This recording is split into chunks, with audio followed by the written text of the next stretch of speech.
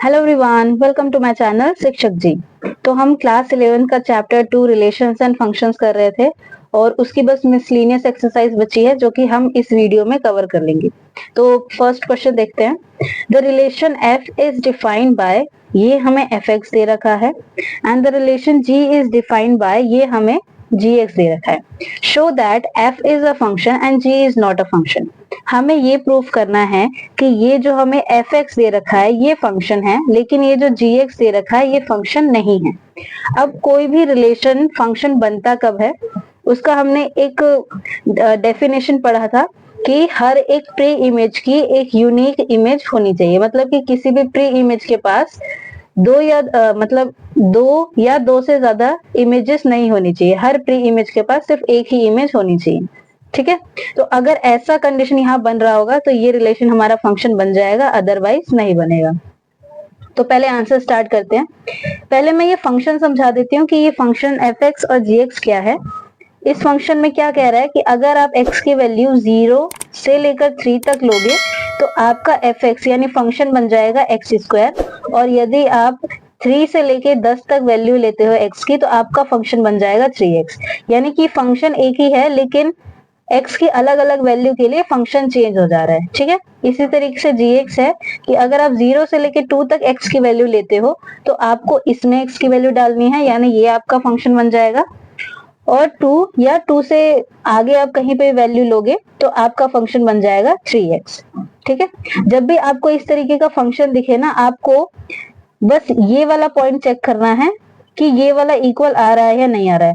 देखिए, अगर हम इसको ध्यान से एनालाइज करें तो 0 से लेके 3 तक का फंक्शन मेरा एक्स स्क्वायर है, और 3 से लेकर 10 तक का मेरा फंक्शन 3x दे रखा है। लेकिन 3 वाली जो वैल्यू है यानी x इक्वल्स टू 3 जो है, जब मैं x की वैल्यू 3 के बराबर लूंगी तो मैं ये फंक्शन भी ले सकती हूँ और ये फंक्शन भी ले सकती हूँ, क्योंकि x इक्वल्स टू 3 यहाँ पर भी है और x इक्वल्स टू 3 यहाँ पर भी है। दोनों जगह पर x की वैल्यू 3 है, यानी x की वैल्यू जब हमारी 3 के बराबर होगी तो हम ये फंक्शन भी ले सकते हैं और ये फंक्शन भी ले सकते हैं। जब भी आपके इस तरीके से पॉइंट्स, डिस्क्रीट पॉइंट्स बनेंगे ना, जहाँ पे वैल्यू एक है लेकिन उसके फंक्शन दो बन रहे हैं, तो आपको चेक वहीं पे करना है। देखिए, 0 से लेके 3 तक के बीच में तो बस एक ही फंक्शन है, तो यहाँ पे हर एक प्री इमेज के पास एक ही इमेज होगी। 3 से आगे, 3 से लेके 10 तक के बीच में भी हर एक के पास एक ही फंक्शन है, तो हर एक प्री इमेज के पास एक ही इमेज होगी। प्रॉब्लम कहाँ आएगी?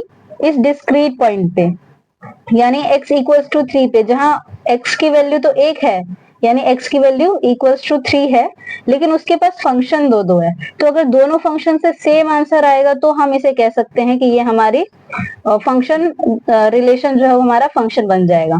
देखिए, करके देखते हैं। पहले मैं f फंक्शन को चेक कर रही हूँ कि ये फंक्शन है या नहीं। देखिए, f है हमारा एक्स स्क्वायर 0 से लेके x की वैल्यू 3 तक, और 3x है 3 से लेकर x की वैल्यू 10 तक। तो हमें ये पता है 3 से नीचे एक ही फंक्शन है, 3 के आगे एक ही फंक्शन है, तो हमें वहां चेक करने की जरूरत नहीं है कि हर प्री इमेज के पास एक ही इमेज है या नहीं। हमें चेक कहाँ करना है? जहां पे दो दो फंक्शन है। 4x equals to 3, x equals to 3 में आपका fx जो है वो x स्क्वायर भी है, और 4x इक्वल्स टू 3 आपका जो fx है वो 3x भी है ना, क्योंकि दोनों तरफ ही इक्वल का सिंबल है, तो एक वैल्यू के पास दो दो फंक्शन है। ठीक है, समझ में आ गया? तो अगर मैं यहाँ पे f ऑफ 3 निकालू, यानी x की वैल्यू 3 डाल दूं तो बनेगा 3 स्क्वायर इक्वल्स टू 9, और अगर मैं यहाँ पर f ऑफ 3 डालूं तो 3 इंटू 3 बनेगा मेरा 9। देखिए, यहाँ मैंने x की वैल्यू 3 डाली तो मेरा आंसर 9 आया, यहाँ मैंने x की वैल्यू 3 डाली तो आंसर मेरा 9 आया। भले ही x इक्वल्स टू 3 के पास दो फंक्शंस थे, लेकिन उन दोनों फंक्शन से हमारा सेम ही आंसर आ रहा है। तो यानी इसमें हम ये कह सकते हैं कि जो हमारी पहला एलिमेंट है x इक्वल्स टू 3, जिसको हम प्री इमेज कहते हैं, प्री इमेज के पास सिर्फ एक ही इमेज है, वो है 9। चाहे आप फंक्शन एक ये वाला लो चाहे ये वाला लो। समझ में आ गया? हमें यही चेक करना है। फंक्शन भले ही हमारे पास 2 हो, 3 हो या 10 हो, लेकिन प्री इमेज की वैल्यू जब हम डालते हैं तो हमारे पास इमेज एक ही आना चाहिए। x की वैल्यू चाहे आप कितने ही अलग अलग फंक्शन में डाल दो, y की वैल्यू यानी fx की वैल्यू हमारी सेम आनी चाहिए हर फंक्शन से, तभी वो हमारा फंक्शन बनेगा। ठीक है, तो यहाँ पर तो x की वैल्यू 3 डालने से 9 आ रही है, तो हम यहाँ पे लिखेंगे सो x equals to 3 have only one image, so fx is a function। ठीक है, x इक्वल्स टू 3 की एक ही इमेज है, इसीलिए fx जो है हमारा फंक्शन है। अब देखते हैं कि gx हमारा फंक्शन कैसे नहीं है। हमने एक चीज प्रूव कर दी कि f इज अ फंक्शन। अब देखते हैं g is not a function कैसे है। यहाँ पे मैं gx दोबारा लिख देती हूँ। gx था हमारा एक्स स्क्वायर जब हमारी x की वैल्यू 0 से लेके 2 तक है, और 3x जब हमारी x की वैल्यू 2 से 10 है। ठीक है, यहाँ पर भी हम कहाँ पॉइंट चेक करेंगे, जो डिस्क्रीट पॉइंट्स है हमारे पे। जब हम 0 से लेके 2 तक की वैल्यू लेंगे तो हमारे पास एक ही फंक्शन है, तो हर प्री इमेज के पास एक ही इमेज आएगी ही, क्योंकि फंक्शन ही एक है। 2 के बाद 10 तक सबके पास एक ही फंक्शन है, तो उसमें आप 1000 बार डालो चाहे कितनी बार भी डालो, जब आप एक ही वैल्यू बार बार डालोगे तो एक ही आंसर आएगा, क्योंकि फंक्शन ही एक है। प्रॉब्लम कहाँ आएगी, जब आपके पास दो दो फंक्शन है किसी एक वैल्यू के लिए, जैसे कि ये वाला discrete point x equals to 2 के लिए 4x equals to 2, x equals to 2 के लिए ये x स्क्वायर भी फंक्शन है, ये 3x भी फंक्शन है, यानी एक वैल्यू के लिए दो फंक्शन है। चाहे आपके पास दो फंक्शन हो या 3 फंक्शन हो, लेकिन जब आप चेक करोगे कि ये रिलेशन फंक्शन है या नहीं, तो आपके हर फंक्शन से आंसर बिल्कुल सेम आना चाहिए। जैसे ऊपर हमारे पास एक्स स्क्वायर भी था और 3x भी था, लेकिन दोनों से आंसर हमारा 9 ही आया है। अगर वैसे ही यहाँ पर भी दोनों से सेम आंसर आ जाएगा तो ये भी हमारा फंक्शन बन जाएगा। For x equals to 2 fx हमारे पास एक तरफ है एक्स स्क्वायर और एक तरफ है 3x। तो अब मैं f ऑफ 2 निकाल के देखती हूँ कि क्या आ रहा है। f ऑफ 2 यहाँ से 2 का स्क्वायर करेंगे तो आएगा 4, और f ऑफ 2 यहाँ से निकालेंगे तो 3 इंटू 2 आएगा 6। देखिए मेरे पास वैल्यू एक ही है, x equals to 2। x equals to 2 के पास फंक्शन दो थे, तो मैंने कहा कोई बात नहीं, फंक्शन दो है लेकिन आंसर बिल्कुल आपका दोनों से सेम आना चाहिए। लेकिन जब मैंने उसमें वैल्यू डाली तो एक फंक्शन दे रहा है 4 आंसर और एक फंक्शन दे रहा है 6, तो हम ये कह सकते हैं कि जो हमारी प्री इमेज है 2 है, उसके पास दो दो इमेजेस हैं। कह सकते हैं ना, ये x इक्वल्स टू 2 के पास दो दो आंसर्स है, एक है 4 और एक है 6। तो जब भी किसी प्री इमेज के पास दो या दो से ज्यादा इमेजेस आ जाती है तो वो रिलेशन हमारा कभी भी फंक्शन नहीं बन सकता। ठीक है, रीजन समझ में आया कि ये फंक्शन क्यों नहीं है, क्योंकि प्री इमेज के पास दो दो इमेजेस है। तो आप यहाँ पे लिखोगे so x equals to 2 have 2 images 4 and 6, आप ब्रैकेट में लिख दोगे। सो सीधा आप लिख दोगे gx is not a function. अच्छा, यहाँ पे मुझे gx लिखना था, ये gx का फंक्शन है, ये भी gx है। fx ऊपर वाला पार्ट था और दूसरा वाला हमारा gx था। ठीक है, तो fx हमारा फंक्शन बन गया क्योंकि उसकी प्री इमेज के पास एक ही इमेज थी, और gx हमारा फंक्शन नहीं बना क्योंकि उसकी जो प्री इमेज थी उसके पास दो दो इमेजेस थी। ठीक है, आई होप आपको ये क्वेश्चन समझ में आ गया होगा। नेक्स्ट देखते हैं question number 2। If fx equals to x square, हमें एक फंक्शन दे रखा है fx equals to x square, हमें इसकी वैल्यू निकालनी है 1.1 की -1। ठीक है, ये वाला हमें डायरेक्टली निकालना है, इसमें कुछ भी नहीं करना, हमें सबकी वैल्यूज डालनी है। तो f of 1.1 minus f of 1 और डिवाइडेड में है 1.1 माइनस 1। ठीक है, f ऑफ 1 का मतलब क्या है, इस फंक्शन में मुझे x की जगह पे 1.1 रखना है, यानी 1.1 का यहाँ हो जाएगा स्क्वायर। f ऑफ 1 का मतलब आपको फंक्शन में x की जगह पे 1.1 डालना है, तो 1.1 का स्क्वायर, यहाँ ये हो जाएगा 1 का स्क्वायर डिवाइडेड में 1.1। 1.1 में से जब 1 माइनस हो जाएगा तो 0.1 आपका आंसर बचेगा। तो इसकी हम वैल्यूज लिख देते हैं। 1.1 का स्क्वायर आपका हो जाएगा 1.21, माइनस में 1 का स्क्वायर हो जाएगा 1, और 1.1 में से जब मैंने 1 माइनस कर दिया तो ये मेरा 0.1 ही आ रहा है। ठीक है, 1.21 में से 1 माइनस होगा तो 0.21 आंसर आएगा, और नीचे है हमारा 0.1।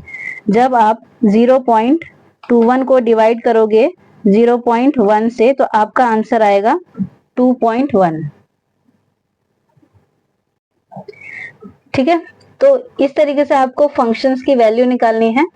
ऊपर वाला फंक्शन मैंने पूरा भर दिया था और डिवाइड करने के बाद आपका आंसर आ रहा है 2.1।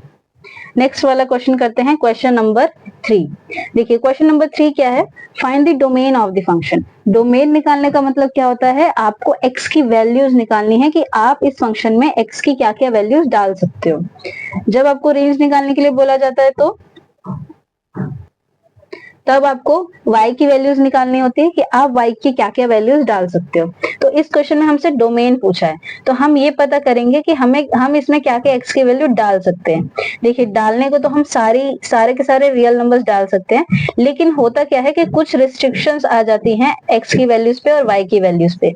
तो हम सबसे पहले उन रिस्ट्रिक्शंस को पता करेंगे कि हम x की वैल्यूज क्या क्या नहीं डाल सकते।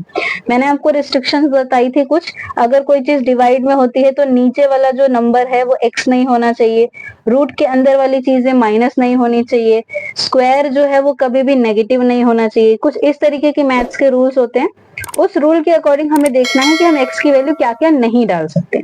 तो सबसे पहले अगर हम यहाँ देखेंगे तो ऊपर जो हमारा x दिख रहा है, ऊपर तो हम कुछ भी वैल्यूज डाल सकते हैं x की जगह पे। नीचे जो x की वैल्यूज है उसमें हमारी रिस्ट्रिक्शंस है, क्योंकि डिवाइड के नीचे जो है हमारा 0 नहीं आना चाहिए, यानी कि x square minus 8x plus 12 जो है वो हमारा कभी भी 0 नहीं होना चाहिए। तो यहाँ से क्या करेंगे, हम x की वैल्यूज निकाल देंगे।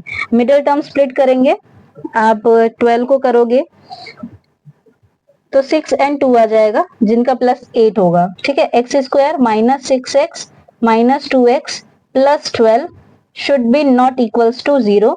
यहाँ से आप x कॉमन लोगे, x माइनस 6, यहाँ से -2 कॉमन लोगे, x minus 6 should be not equals to 0। तो x minus 6 x minus 2 should be not equals to 0। तो x की वैल्यू 6 और 2 नहीं हो सकती। ठीक है, क्योंकि जब भी आप x की वैल्यू 2 या 6 रखोगे तो ये जो नीचे वाला है ये पूरा का पूरा 0 हो जाएगा, और 0 हम सॉल्व नहीं करेंगे। ठीक है, तो यहाँ पर आपको रिस्ट्रिक्शंस के बाद पता चल गया कि आप x की वैल्यू क्या क्या नहीं डाल सकते हो। इसके अलावा रियल नंबर के सेट में जितनी भी वैल्यूज है आप सारी की सारी डाल सकते हो। तो आपका डोमेन क्या हो जाएगा, ऑल रियल नंबर्स एक्सेप्ट, ये होता है माइनस, तो रियल नंबर्स में से माइनस करना है 2 और 6, इनके अलावा आप सारे के सारे नंबर्स लिख सकते हो। ठीक है, नेक्स्ट देखिए, find the domain and range of the function defined by fx under root x minus 1। एक फंक्शन दे रखा है हमें fx under root x minus 1, इसका हमें डोमेन और रेंज निकालना है, यानी x और y दोनों की वैल्यू निकालनी है। तो सबसे पहले तो हम x की वैल्यूज निकाल लेते हैं। देखिए x किसके अंदर है, इस रूट के अंदर है। अगर हम इसको fx को सही से लिखे तो ये y equals to under root x minus 1 हो जाएगा। तो सबसे पहले हम डोमेन निकालते हैं। डोमेन यानी हमें x की वैल्यू निकालनी है। x क्या है, रूट के अंदर है, तो हम ये कह सकते हैं कि x माइनस 1 जो है आपका 0 या 0 से बड़ा होना चाहिए, क्योंकि ये रूट के अंदर है। रूट के अंदर हम कभी भी नेगेटिव नहीं लिख सकते, यानी x माइनस 1 जो है हमेशा आपका पॉजिटिव ही होना चाहिए, क्योंकि वो रूट के अंदर आ रहा है। ठीक है, ये वाला समझ में आ गया, ये मैं किस चीज की बात कर रही हूँ। x माइनस 1 हमेशा आपका 0 या 0 से बड़ा होना चाहिए, यानी पॉजिटिव होना चाहिए, यानी कि x की वैल्यू फिर 1 या 1 से बड़ी होनी चाहिए। तो यहाँ से आपको x की वैल्यू मिल गई, यानी आपका डोमेन क्या हो जाएगा, 1 या फिर 1 से बड़ा, यानी 1 से लेकर आप इन्फिनिटी तक का इंटरवल बनाओगे कि 1 से लेकर इन्फिनिटी तक आप कोई भी नंबर इसमें डोमेन के रूप में ले सकते हो, यानी x की वैल्यू लिख सकते हो। और क्योंकि यहाँ पे 1 के साथ इक्वल्स टू का सिंबल है तो मैं यहाँ पे क्लोज इंटरवल लगाऊंगी। ठीक है, तो डोमेन पता चल गया, सिंपल आपको x की वैल्यू निकालनी थी। अब हमें y की वैल्यू निकालनी है। तो देखिए y की वैल्यू कैसे निकालेंगे, मुझे पता है कि x जो है वो मैं एक या एक से बड़ी ले सकती हूँ, या मैं दूसरे तरीके से कहूँ तो x माइनस वन जो है वो हमेशा या तो 0 या 0 से बड़ा होना चाहिए। x माइनस वन 0 या 0 से बड़ा होना चाहिए। दोनों तरफ अगर मैं रूट करूंगी तो x माइनस वन का रूट ये तो ऐसे ही रहेगा सिंबल, और 0 का रूट क्या हो जाएगा 0, यानी under root x minus one जो है वो 0 या 0 से बड़ा होना चाहिए। और under root x minus one बराबर किसके है, y के, यानी y की वैल्यू 0 या 0 से बड़ी होनी चाहिए। समझ में आया? x की वैल्यू के थ्रू मैंने ये पता लगाया कि y की वैल्यूज क्या क्या हो सकती है। तो y की वैल्यू 0 या 0 से बड़ी हो सकती है, यानी कि यहाँ पर हमारा रेंज आ जाएगा ऑल पॉजिटिव नंबर्स, यानी कि 0 से लेके इन्फिनिटी तक के सारे नंबर्स हमारे रेंज हो जाएंगे। समझ में आया? यहाँ पे रूट वाली रिस्ट्रिक्शंस लग रही थी तो उसी की हेल्प से हम डोमेन और रेंज दोनों निकाल लेंगे। नेक्स्ट देखिए क्वेश्चन नंबर 5। क्वेश्चन नंबर 5 क्या है? Find the domain and range of the function f defined by fx modulus of x minus one. यानी ये फंक्शन दे रखा है, हमें इसका डोमेन और रेंज निकालना है। फिर से वही बात करेंगे कि x और y के ऊपर क्या क्या रेस्ट्रिक्शंस है डोमेन और रेंज निकालने के टाइम पे। ये मॉड्यूलस का फंक्शन है। मॉड्यूलस के फंक्शन के आपको रूल्स पता होने चाहिए कि क्या क्या होते हैं। क्या होता है मॉड्यूलस फंक्शन में? मॉड्यूलस फंक्शन में हम मॉड्यूलस फंक्शन के अंदर तो कोई भी वैल्यू डाल सकते हैं, लेकिन मॉड्यूलस फंक्शन के बाहर जो है वो हमेशा पॉजिटिव नंबर ही आता है, क्योंकि मॉड जो है वो नेगेटिव को पॉजिटिव कर देता है। तो उस हिसाब से देखें तो ये अंदर में जो x माइनस वन है वो ना ही तो डिवाइड में है, ना ही वो रूट के अंदर आ रहा है, ना ही इसके ऊपर कुछ स्क्वायर लगा है। तो x के ऊपर मुझे कोई भी रिस्ट्रिक्शन नहीं दिख रही है। तो यानी कि डोमेन तो आपका ऑल रियल नंबर्स हो सकता है। डोमेन में आपकी कोई भी रिस्ट्रिक्शन नहीं है, आप कोई भी नंबर लिख सकते हो। लेकिन क्या रेंज में रिस्ट्रिक्शन है? रेंज क्या है? मॉड्यूलस के मतलब y की वैल्यू क्या है, मॉड्यूलस फंक्शन के बराबर है। इस फंक्शन को मैं इस तरीके से भी लिख सकती हूँ कि y जो है वो मेरा मॉड्यूलस फंक्शन के इक्वल है। अब क्योंकि y मॉड्यूलस फंक्शन के इक्वल है तो जब मैं इसमें x की वैल्यू डालूंगी, कोई भी वैल्यू डालूं, आंसर मेरा हमेशा पॉजिटिव ही आएगा, कभी भी नेगेटिव नहीं आएगा। तो यानी कि रेंज हमारा ऑल पॉजिटिव नंबर्स आ जाएगा। रेंज हो जाएगा ऑल पॉजिटिव नंबर्स। ठीक है, ऑल पॉजिटिव नंबर्स। रीजन अगर आपसे पूछे कि क्यों, तो आप लिख दोगे because y is equals to modulus function, और मॉड्यूलस फंक्शन हमेशा पॉजिटिव आंसर देता है, इसीलिए आपका रेंज जो है वो ऑल पॉजिटिव नंबर्स हो जाएगा। ठीक है, समझ में आया? डोमेन आपका हो जाएगा रियल नंबर और रेंज आपका हो जाएगा ऑल पॉजिटिव नंबर्स। तो इस वीडियो में इतना ही, बाकी के क्वेश्चन हम नेक्स्ट वीडियो में करेंगे। अगर आपको ये वीडियो अच्छा लगा हो तो please like the video, subscribe to my channel and हमें कमेंट सेक्शन में बताना आपको वीडियो कैसा लगा। Thank you.